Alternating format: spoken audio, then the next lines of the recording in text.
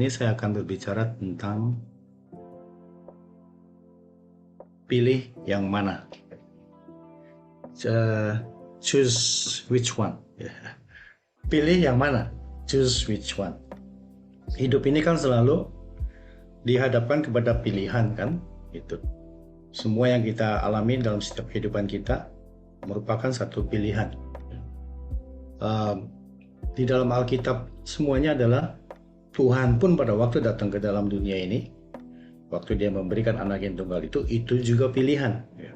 Pada siapa yang barang percaya, barang siapa percaya akan menerima kehidupan yang kekal. Semuanya itu adalah pilihan, saudara, seperti itu. Bahkan sampai kisah-kisah dalam Alkitab semuanya itu adalah pilihan. Saul umpamanya sampai ditolak oleh Tuhan, pilihan dia sendiri. Dia itu sebenarnya bukan hak dia untuk mempersembahkan satu korban itu di hadapan bangsanya itu adalah haknya Nabi Samuel seperti itu, tapi dia mengambil hak yang demikian seperti itu adalah pilihan dia, sehingga dia berakibat ditolak oleh Tuhan. Apalagi saudara, semua Daud yang dia lakukan, semua kejahatan yang dilakukan oleh Daud, ataupun dia menjadi seorang pejuang melawan Goliat, itu adalah pilihan semuanya seperti itu. Saya percaya bahwa orang-orang yang percaya di dalam Tuhan, hidup di dalam Tuhan itu, menentukan pilihan itu ada penyertaan Tuhan. Itu bedanya antara kita orang percaya dengan orang yang tidak percaya. Mereka itu melihatnya dengan sisi yang berbeda, nilai yang berbeda seperti itu. Mereka mungkin juga berdoa kepada ilah-ilah dia seperti itu. Dia berdoa untuk menentukan satu pilihan. Kalau kita lihat bahwa orang banyak sekali untuk menempatkan nomor rumah segala macam seperti itu ya. Mereka menanyakan dengan hal-hal yang tahayul seperti itu ya. Itu adalah semua juga pilihan. Tapi kita adalah orang-orang yang di dalam Tuhan. Dalam waktu kita menentukan pilihan itu ada sesuatu yang nilai tidak dimiliki oleh mereka itu. Kenapa berdasarkan demikian itu? Penyertaan daripada pilihan yang kita doakan kepada Tuhan demikian itu, karena dia sendiri itu adalah mempunyai satu kekuatan yang sangat luar biasa. Dia mempunyai satu kuasa yang sangat luar biasa seperti itu. Pilihan itu kan pasti punya kriteria, benar nggak ya? Gitu ya. Bahwa kalau kita hari ini hidup seperti itu, akan kita mengambil satu keputusan, pilihan kita, apakah itu berguna untuk saya yang akan datang, atau cuma hanya untuk saat ini, seperti itu ya. Yang akan datang atau untuk hanya saat ini. Kita harus tahu seperti itu ya.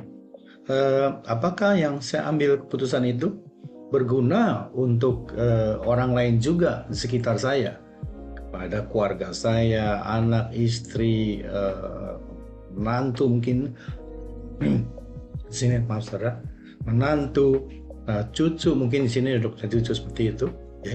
Apakah berguna kalau saya melakukan satu hal yang membawa dampak untuk akhirnya berdampak jelek nanti untuk mereka semua? Itu adalah satu pilihan kita. Tanpa kita sadari mungkin akhirnya mencoreng nama besar keluarga kita seperti itu.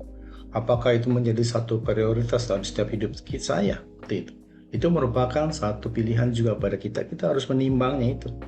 Dan juga adalah yang tidak kalah pentingnya adalah apakah saya bisa melakukan hal demikian seperti itu ya. Apakah itu di luar kemampuan saya seperti itu. Jangan sampai kita berpikir, oh itu nanti Tuhan yang menolong saya seperti itu tanpa kita punya kemampuan apa-apa. Ya, artinya adalah bisa quote unquote itu kita mencobai Tuhan seperti itu ya. Nah, mungkin juga pilihan yang kita ambil itu adalah untuk memperbaiki kegagalan yang pernah kita alami, sehingga kita akan mengulangi itu. Biarlah kegagalan itu menjadi sesuatu kesuksesan yang tertunda. Itu. Jadi bukan satu kegagalan. Kalau kita mengambil satu pilihan lagi supaya kita bisa lewati itu kegagalan demikian seperti itu. Nah, demikian juga kehidupan rohani kita dalam setiap hidup kita ini. Nah, kita mau hidup seperti apa? Pilihan kita seperti itu. Apakah kita mau lebih serius melayani Tuhan, hidup di dalam Tuhan, mengerti firman Tuhan, menjadi pelaku firman, lebih serius seperti itu? Atau kita hanya orang-orang yang biasa saja? Itu adalah tugas pendeta, itu adalah tugas evangelis, itu adalah tugas pekerja-pekerja gereja, bukan tugas saya. Apakah demikian seperti itu? Itu juga pilihan seperti itu. Itu satu kesaksian kemarin di acara The On Fire, saudara. Ya, Eh, dia menaik pesawat terbang, saudara. Ya, pesawat terbang kecil, ya, paling-paling demikian itu. Dengan rasa yang sukacita pergi demikian ya.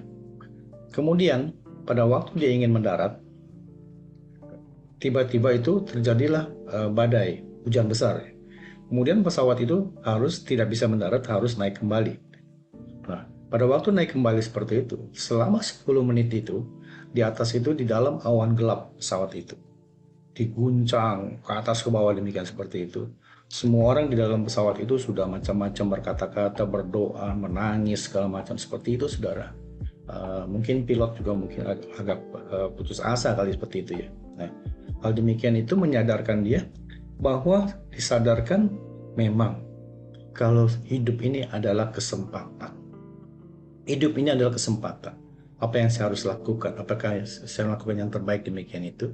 Karena pada waktu situasi demikian seperti itu, dia itu tidak punya kuasa apa-apa. Mana mungkin turun dari pesawat, mana mungkin memerintahkan pesawat untuk langsung mendarat seperti itu. Dia hanya mengikuti semuanya itu. Ada kalanya hidup kita juga demikian kan. Pada waktu ditentukan hal-hal demikian seperti itu, di luar kekuasaan kita semuanya hal demikian seperti itu. Jangan sampai baru sampai situ kita memilih, oh saya ternyata memang firman Tuhan mengatakan harus mendului Tuhan semuanya itu. Saya tidak melakukan demikian itu. Saya lebih lagi mengutamakan kehidupan secara kenikmatan dunia, kehormatan dalam dunia seperti itu. Itu semua yang saya cari demikian itu.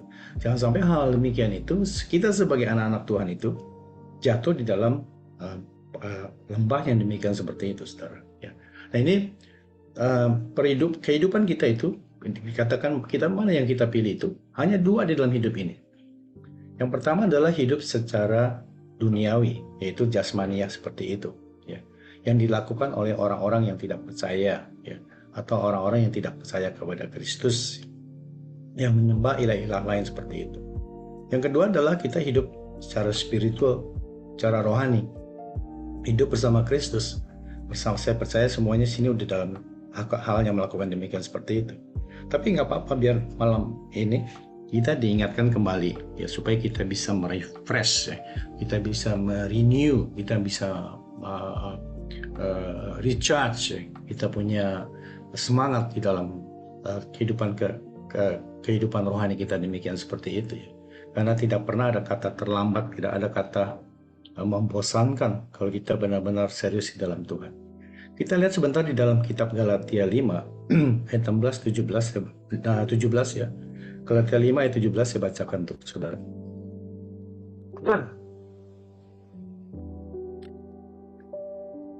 Galatia 5 ayat 17 ya. Galatia 5 ayat 17. Sebab keinginan daging berlawanan dengan keinginan roh. Keinginan roh berlawanan dengan keinginan daging. Karena keduanya bertentangan. Sehingga kamu setiap kali tidak melakukan apa yang kamu kehendaki. Itu. Jadi rupa-rupanya kehidupan manusia seperti itu. Ya. Paulus mengatakan kepada jemaat di Galatia, mungkin juga berlaku untuk kita semuanya itu, bahwa kehidupan secara roh itu bersaingan, ya, beradu domba, yang lama bisa lebih menang demikian seperti itu. Dengan keinginan daging demikian ya. Mereka berlomba untuk yang mana kita bisa sampai demikian seperti itu. Hal demikian ini adalah terjadi kepada semua orang. Terjadi kepada semua hamba Tuhan, terjadi kepada semua orang percaya, apalagi orang yang tidak percaya, saudara. Pasti dia itu hidupnya pasti melalui dalam kedagingan demikian seperti itu kan. Nah, itu ternyata persaingan yang demikian itu adalah terus terjadi dalam setiap hidup kita, terus terjadi dalam setiap apapun yang kita alami. Walaupun kita ini adalah orang-orang yang melayani Tuhan di gereja, ataupun orang-orang yang bekerja mungkin full timer di gereja demikian seperti itu juga terjadi di dalam ini. Keinginan daging berlawanan dengan keinginan roh demikian seperti itu kan. Makanya firman Tuhan kan selalu mengatakan jikalau rohku atau firmanku ada di dalam kamu gitu ya, aku di dalam kamu seperti itu ya, mintalah apa saja yang kamu kehendaki akan diberikan kepadamu di dalam nama Tuhan Yesus, dan kemudian dalam hal ini adalah Bapakku dipermuliakan. Demikian itu. Nah, ini membuat kita adalah orang-orang yang bisa memilih dalam setiap hidup kita itu. Seperti tadi orang kisah, dia itu naik pesawat terbang itu, hidupnya itu dia tidak menentu dalam 10 menit itu. Dia bisa berubah paradigma kehidupannya itu karena dia tahu mungkin dia bisa hidup, saya hidup yang kedua kalinya, semestinya saya sudah mati di atas, demikian seperti itu. Kehidupan secara kedagingan demikian itu adalah hal-hal yang tidak perlu diajarkan, seperti itu. Tidak perlu diajarkan. Kejahatan itu tidak perlu diajarkan. Mungkin secara teknologi kali ada ya, yang diajarkan bagaimana membuat kejahatan yang canggih demikian seperti itu. Namanya cybercrime, yaitu adalah demikian itu. Tapi kejahatan yang biasa itu memang sudah dari awalnya manusia itu jatuh di dalam hal itu, dalam dosa seperti itu. Contoh nih, anak kecil pada waktu dia lahir seperti itu, dia menuntut mamanya terus kan, memang seperti itu ya, bahwa dia sudah nanti balita seperti itu, dia nanti sampai remaja seperti itu, dia selalu menuntut kepada mamanya. Mama minta ini, papa minta ini, mama jahat, papa jahat seperti itu, aku ingin ini, aku ingin itu, semuanya adalah milikku, aku yang harus diutamakan nomor satu, demikian itu. Makanya kalau kita lihat juga ada orang-orang kan yang anak kecilnya itu ditanya, kamu mau adik? Tidak mau aku, seperti itu. Karena itu perasaan egois seperti itu adalah memang sudah secara alamiah ada pada orang-orang demikian itu. Dalam dosa kita seperti itu adalah demikian seperti itu. Mana mungkin anak kecil seperti itu mengatakan, ini mama kasih kamu permen 3. Ya ma, nanti aku bagikan kepada teman-teman, atau bagikan kepada yang lain. Nggak ada sudah seperti itu.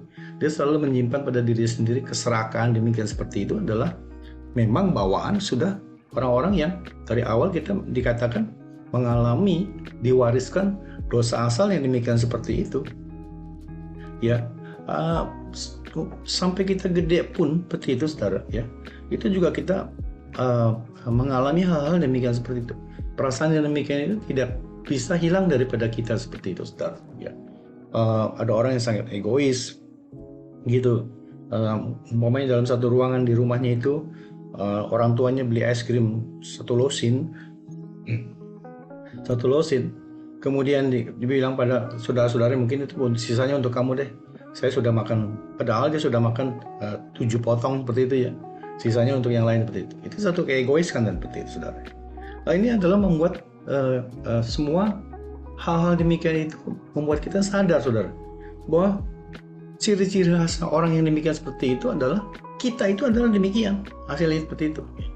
Cuman dikatakan kalau kita menerima Tuhan, menerima Roh Kudus demikian seperti itu, ada hal yang bisa menolong kita, seperti itu ya.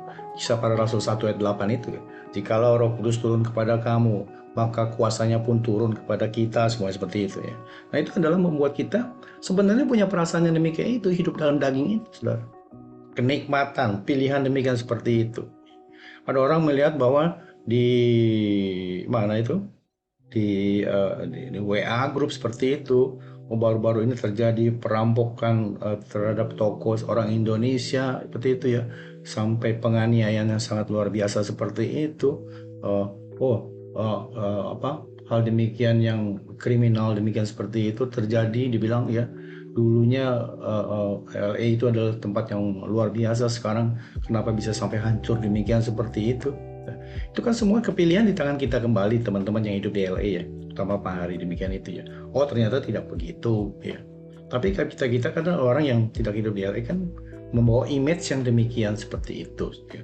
Ini pilihan kepada kita itu ya, bahwa orang yang hidup di LA tindaklah. Kalau kita mungkin ada sebabnya kenapa dia dirampok seperti itu, kita juga tidak tahu. Nah, tapi hal kedagingan demikian itu, perampokan, pencurian, penipuan, penganiayaan, pemerkosaan, semuanya itu perseteruan ya, iri hati, semua seperti itu, saudara. Kemarahan itu adalah memang udah bawaan daripada manusia seperti itu. Berapa banyak orang-orang yang sudah di dalam gereja itu bahkan sudah melayani Tuhan, gosip terus ngomongannya itu bicara tentang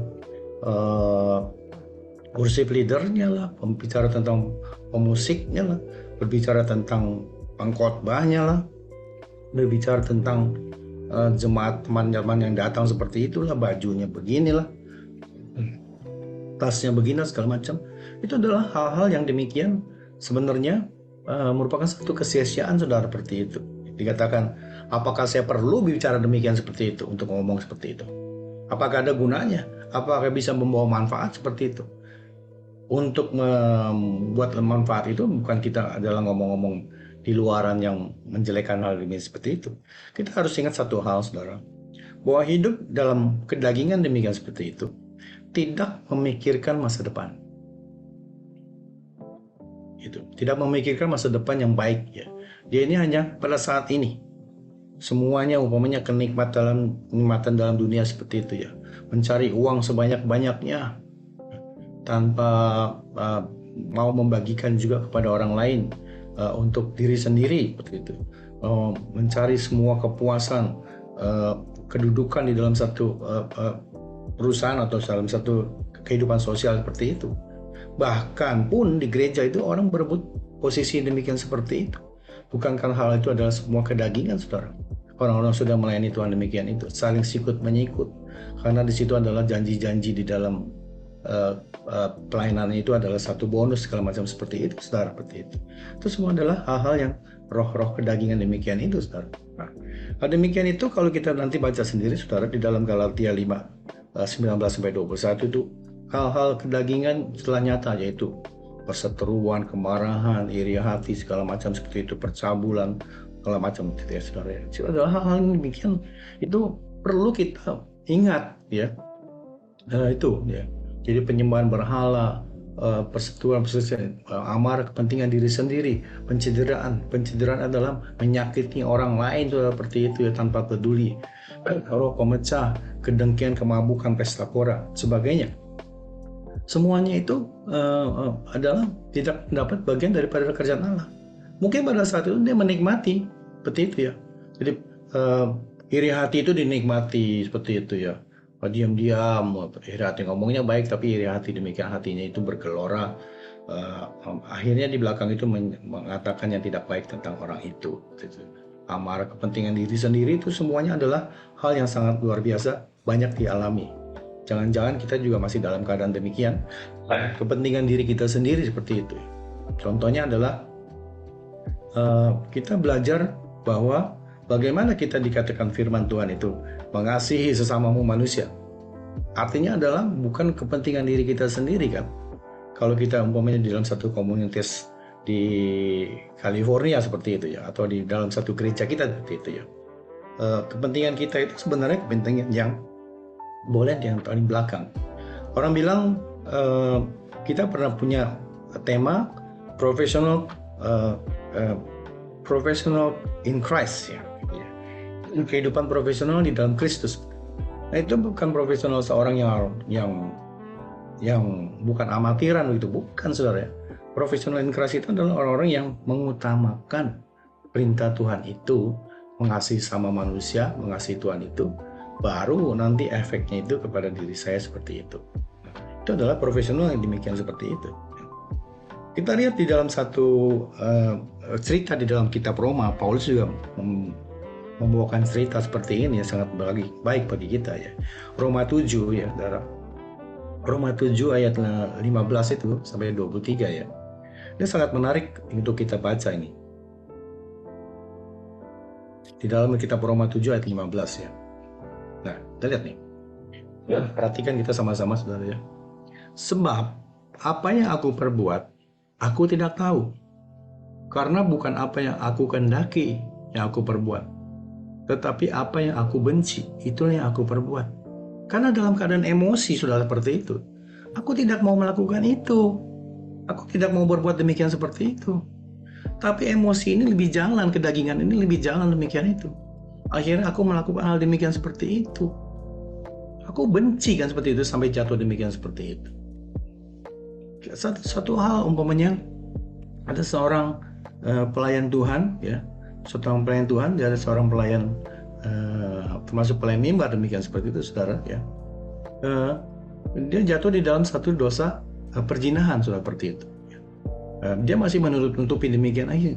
akhirnya terbuka bahwa dia itu terjadi perselingkuhan sampai perselingkuhan itu hamil, demikian seperti itu.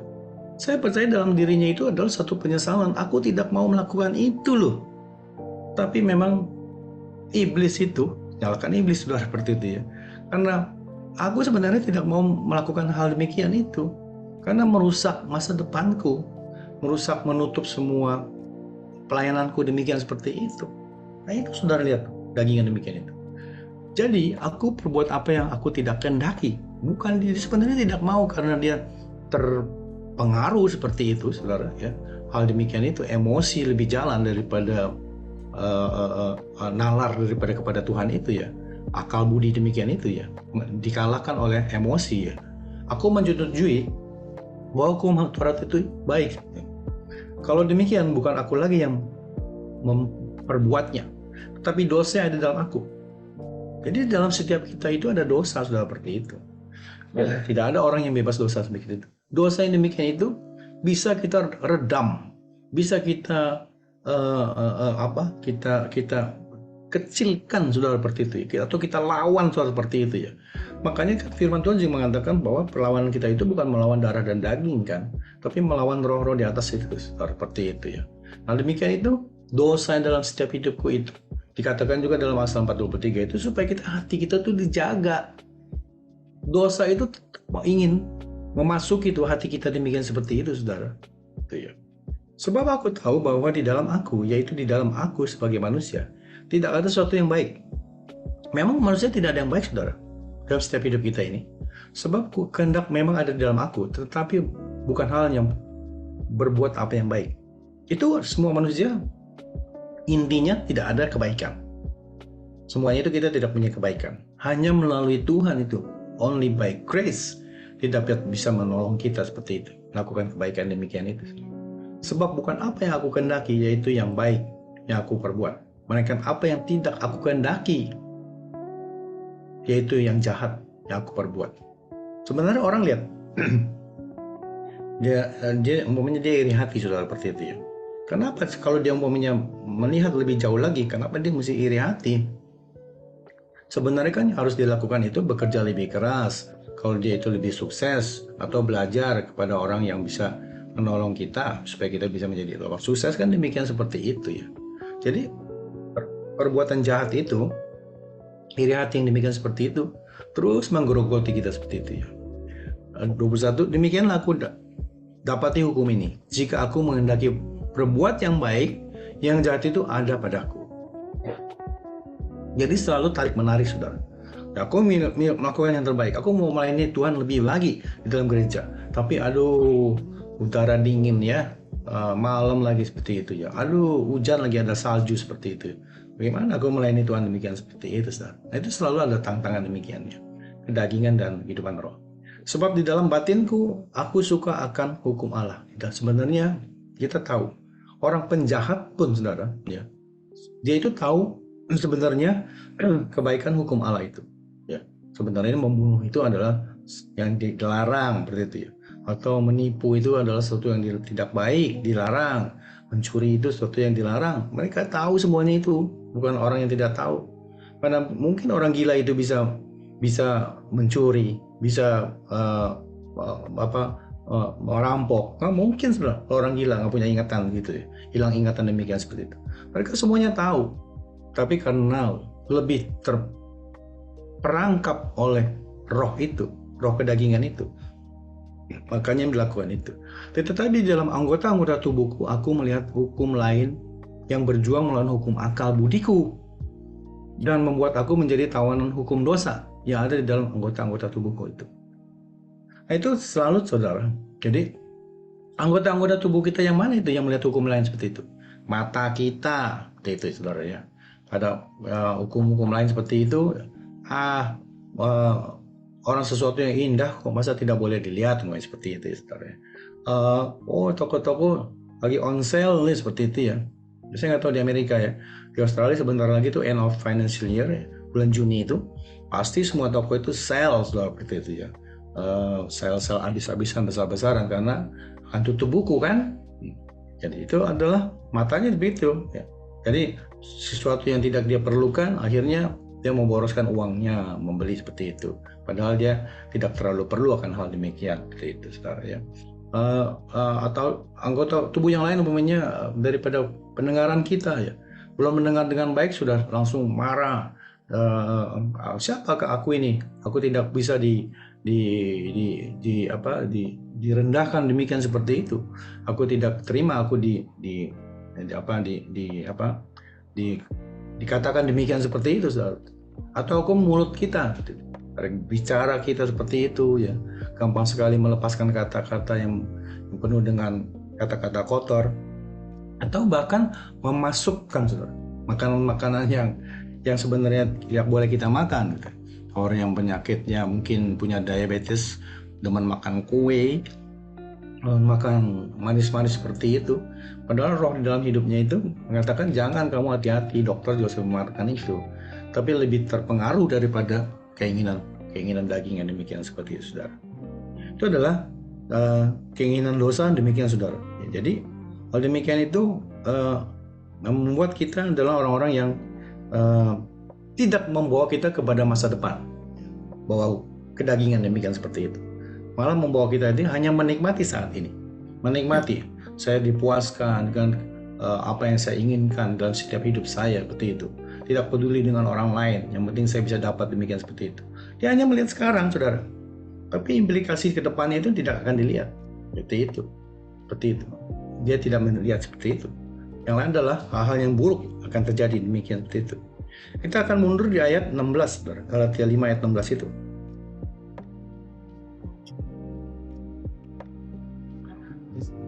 Jadi, jika aku berbuat apa yang itu ya.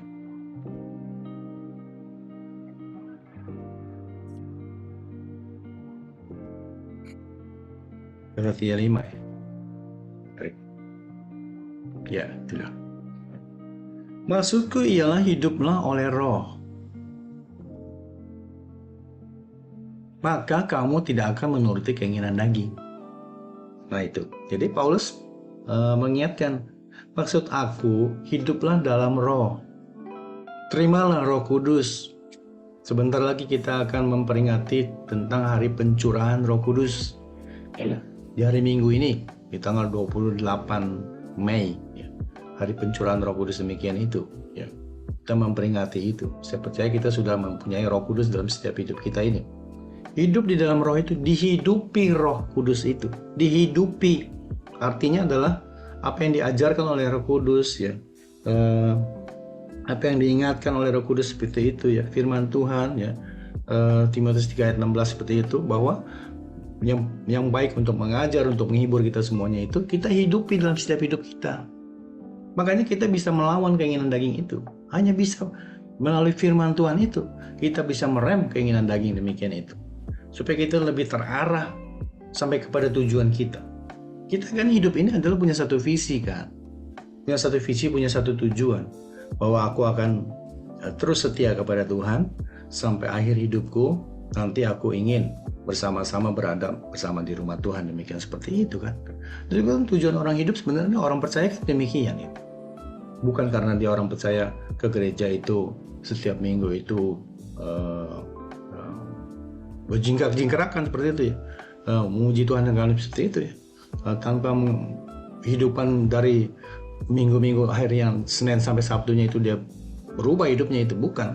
Jadi hal demikian orang hidup dalam roh itu, baik di gereja itu, dia ke gereja Senin sampai Sabtu itu pun dia mengalami hal yang sama. Dia menjaga itu kehidupan roh yang demikian seperti itu, saudara. Jadi karena kita tahu hidup dalam roh itu kita diajarkan, makanya di dalam gereja BES itu perlu dikatakan bahwa ada program pemuritan, salah satu pilar gereja. Itu pun salah satu amanat agung Tuhan Yesus kan, bahwa kita harus memuridkan bahkan bangsa-bangsa ya. Kalau tidak usah bangsa-bangsa ya kepada orang-orang terdekat kita lah, seperti itu ya, anak kita semuanya nanti di orang-orang di dalam gereja kita semuanya itu harus dimuridkan semua. Kita pun harus menjadi murid kan, supaya kita tahu bahwa kita dia belajar tentang apa sih keinginan roh itu. Roh itu maunya seperti apa kita lakukan itu. Sehingga kita lihat bahwa di dalam kitab Galatia 5 ayat 22 sampai 25 itu keinginan roh itu adalah buah roh kan saudara ya. Semuanya tahu kan seperti itu ya. Itu adalah itu ya. Dari 22 itu. Tetapi buah roh ialah kasih, sukacita, damai sejahtera, kesabaran, kemurahan, kebaikan, kesetiaan, kelemah lembutan, penguasaan diri. Coba saudara kita lakukan hal demikian seperti itu. Kita ingat terus apa yang kita lakukan pada waktu kita umpamanya di dalam kesusahan ya. Saya percaya juga mungkin di Amerika inflasi juga cukup tinggi ya. Di Australia kemarin juga saya pulang, inflasi cukup tinggi sekali, makanan mahal, saudara, seperti itu ya. Kalau bensin memang sudah lama naik, tapi ini makanan menjadi mahal ya. Semua tol, fee semua menjadi naik semuanya, saudara ya. Di samping itu juga dilema bagi para perdagangan seperti itu ya. Mereka naikin harga, tidak ada yang membeli seperti itu. Tapi kebutuhan pokok adalah orang tidak bisa hindari, semuanya menjadi mahal. Hal demikian itu kita belajar bahwa apakah kita bisa tetap bersuka cita, saudara, hal demikian seperti itu. Apakah kita merenungi nasib kita ada di negara ini, ada mungkin di Amerika, di Australia seperti itu, saudara. Saya bilang pada teman-teman, Indonesia itu luar biasa ya. Tidak terasa loh inflasi demikian seperti itu. Memang ada naik, bahkan bensin itu disubsidi sama pemerintah loh. Sampai 10.000 rupiah itu bensin untuk yang Pertamina itu. Jadi saya pikir luar biasa ya Indonesia, saya bilang pada mereka ya. Dan gejolak inflasi demikian seperti itu tidak membuat rakyat menjadi resah seperti itu ya. Nah, itu tetap hal demikian kita adalah balik lagi kita pilihan kan gitu ya. Kita memilih negara baru yang kita tinggal itu di United States ya, ataupun di Australia gitu ya. Kita hidup di dalam situ, tetap kita harus melakukan itu namanya kasih, sukacita, damai sejahtera, kesabaran, kebaikan, kemurahan, ya, seperti itu ya. Sampai kelemah lembutan, penguasaan diri, itu kita harus lakukan semuanya itu dimanapun kita berada. Karena kita tahu bahwa kehidupan kedagingan itulah yang merenggut kita jauh daripada Tuhan. Tidak mau bersekutu dengan teman-teman seiman, tidak mau menghadiri acara-acara ibadah kita seperti itu, yang akan melemahkan kita. Ini adalah pilihan semua kepada kita. Tapi pasti Yesus sudah mengingatkan kita semuanya. Itu janji-janjinya ada di dalam semua firman-Nya. Semuanya ada di situ, sehingga kita adalah orang-orang yang diingatkan terus bahwa pilih yang mana. Pasti dong, pilih the best, yaitu kepada Yesus, iman kepada Kristus, demikian seperti itu. Kenapa pilih yang tidak baik? Aku juga memikirkan masa depan aku, baik secara rohani aku seperti itu ya. Aku tahu bahwa kehidupan dalam dunia ini adalah sementara, hidupku nanti sebenarnya adalah bersama Kristus di sana seperti itu. Nah, hal demikian itu kita perlu membagikan juga kepada orang lain. Pilih yang mana? Itu pasti kita memilih yang terbaik, yaitu bersama dengan Kristus. Saya tutup dengan satu ayat firman terakhir, saudara ya. Di dalam Galatia 5 ayat 24 ya. Galatia 5 ayat 24 ya. Barang siapa menjadi milik Kristus Yesus, ia telah menyalibkan daging dengan segala hawa nafsu dan keinginannya. Nah, jadi kita adalah orang-orang yang menyatakan diri bahwa aku milik Engkau Tuhan Yesus, aku memanggil Engkau Bapa, Engkau adalah Tuhan aku, Engkau adalah Sang Juru Selamat, Engkau adalah penebusku, seperti itu, saudara. Artinya adalah Yesus sendiri mengatakan bahwa engkau telah ditebus dengan harga yang mahal, gitu. Bukan dengan emas dan perak, tapi dengan darah, itu, saudara ya. Dan demikian itu kita adalah milik-milik Kristus. Firman juga mengatakan bahwa kita tahu engkau bahwa tubuhmu ini adalah bukan milikmu lagi, tapi milik Kristus, seperti itu. Ya, bukan milik engkau sendiri itu. Kita telah menyalibkan. Arti katanya telah menyalibkan daging itu dan segala hawa nafsu adalah kita menyalibkan, saudara. Dia berusaha untuk lepas dengan salib seperti itu, saudara. Artinya kalau kita menjauh daripada salib Tuhan, kalau kita menjauh daripada kasih Tuhan seperti itu, kita tidak percaya lagi kepada janji Tuhan, salibnya hilang, saudara, seperti itu. Berarti daging itu dan hawa nafsu itu berkuasa lagi dalam setiap hidup kita. Nah, salib yang demikian itu harus kita pegang bersama Kristus, sehingga menyalibkan daging kita itu. Bersama Kristus saja masih ada tuh, daging itu masih ada yang berusaha untuk berlomba dengan kehidupan roh kita seperti itu. Itu adalah wajar, saudara. Makanya kita ingatkan bahwa Paulus mengatakan bahwa dia itu hidupnya dalam pertandingan gitu. Hidup kita ini juga dalam pertandingan iman seperti itu ya. Sehingga pilihan-pilihan yang kita lakukan itu adalah kita dalam bertanding. Orang bertanding itu pasti ingin menang. Orang bertanding itu pasti dia itu melakukan latihan. Saat ini kita adalah orang-orang yang melakukan latihan iman rohani kita, sehingga kita akan menjadi seorang pemenang. Pilih yang mana? Pasti pilih Kristus yang terbaik. Amin.